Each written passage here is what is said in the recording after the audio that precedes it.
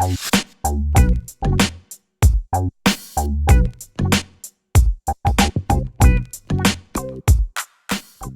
à tous, c'est Sophie. J'ai reçu une demande de faire un maquillage de lion. Comme je n'étais pas sûre s'il s'agissait d'un lion avec des oreilles et une crinière ou sans, j'ai décidé de faire les deux versions. Pour commencer, je prends la couleur jaune métallique sur une éponge et je forme les oreilles sans les remplir complètement. J'utilise ensuite cette couleur pour couvrir le nez, les paupières et le haut des joues. Pour la crinière, j'utilise une couleur marron plutôt foncée et un pinceau plat et arrondi et je forme ce qui ressemble à une bosse entre les deux oreilles. J'utilise ensuite la pointe du pinceau pour effiler les bords et créer ainsi une impression de crinière qui tombe sur le front. Je continue ensuite par encercler une oreille jusqu'à la moitié et je fais la même chose de l'autre côté, mais pas forcément exactement de la même façon. Je continue ensuite à créer une impression de crinière le long de la joue.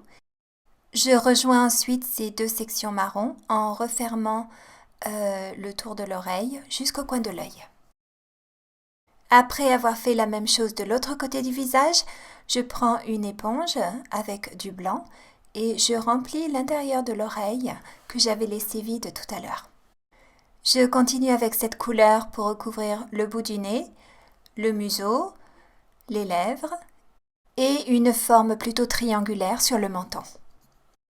Pour les contours, je prends un pinceau rond numéro 3 avec la couleur noire et je commence par contourer les oreilles avec deux courbes qui se rejoignent. J'utilise ensuite la pointe du pinceau pour créer une illusion de poil à l'intérieur de l'oreille. Je referme ensuite la forme de l'oreille jusqu'au coin de l'œil. Pour contourer la crinière, il ne s'agit pas seulement de suivre les bords, mais il faut en fait créer une succession de petites courbes de différentes tailles afin de donner une impression de mouvement dans la crinière.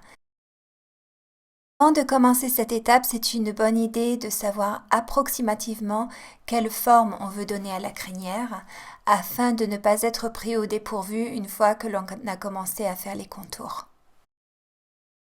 Le principe ici est bien sûr d'essayer de suivre la forme de la couleur marron qu'on a créée plus tôt, tout en essayant également de faire des courbes de taille et de formes différentes.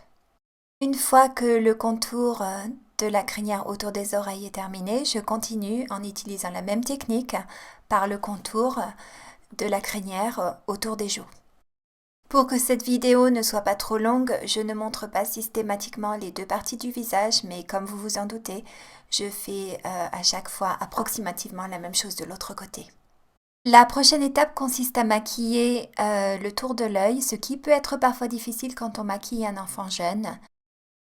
Il m'arrive de laisser tomber cette étape si l'enfant ne me paraît pas assez calme pour garder les yeux bien ouverts.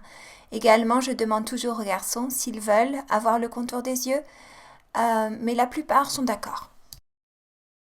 Je continue ensuite par maquiller une série de lignes très très fines qui relient le coin de l'œil et le contour de la bouche.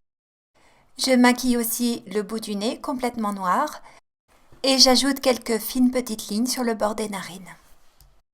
J'ajoute ensuite 3 rangées de petits points de forme décroissante de chaque côté du museau. Je finis de maquiller le dessous du nez. Je trace ensuite une ligne bien droite qui rejoint le nez et la lèvre supérieure et qui se termine en forme triangulaire. Seulement environ la moitié de la lèvre inférieure est maquillée jusqu'au bord. J'ajoute ensuite 2 ovales à chaque coin de la bouche qui sont très légèrement dirigés vers le bas. Il ne reste ensuite plus qu'à maquiller le contour de la petite barbe du lion en formant des petits zigzags avec la pointe du pinceau. Après cette étape, on peut parfaitement considérer que le maquillage du lion est maintenant terminé. Mais si vous avez encore une minute, prenez votre pinceau rond, le petit pinceau numéro 3, avec du blanc. Ajoutez une ligne assez épaisse sous chaque œil et vous verrez que ça fait quand même une différence assez importante dans le regard. Pour terminer, vous pouvez également, avec cette couleur, ajouter quelques effets lumineux dans la crinière du lion. Cette fois-ci, la première version du maquillage de lion est à mon avis vraiment terminée. Mais continuez à regarder si vous voulez voir la deuxième version qui arrive après un petit rugissement.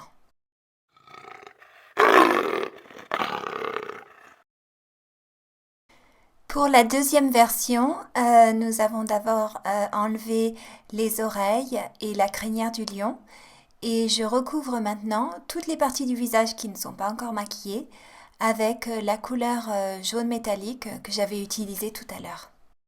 Je prends ensuite une couleur marron clair sur une autre éponge et je l'applique jusqu'au bord de la chevelure en fine couche et en essayant au maximum de dégrader cette couleur avec la couleur de base.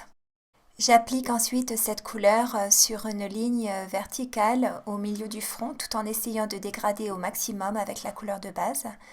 J'en mets aussi sur les paupières et sur les bords inférieurs du visage. Sur une autre éponge presque sèche, je prends maintenant un peu de blanc que j'applique au-dessus des sourcils et aussi au coin de l'œil en tapant très légèrement, toujours en m'assurant que les couleurs sont bien dégradées les unes avec les autres. J'en ajoute aussi très légèrement sur chaque joue. Je prends ensuite un pinceau plat assez large et la couleur marron foncé et j'applique cette couleur tout autour du visage. Mon pinceau est quasiment sec car je veux juste créer l'effet d'une ombre tout autour du visage et sur la partie centrale du front. Et enfin, je reprends mon petit pinceau numéro 3 avec la couleur noire et je forme 2 lignes très fines de chaque côté de l'œil, le long de la partie blanche et 3 petits points de chaque côté. Vous avez maintenant vu mes 2 tutoriels de lion, j'espère qu'ils vous ont plu et que vous pourrez les utiliser. Je vous souhaite maintenant une bonne fin de journée, à bientôt!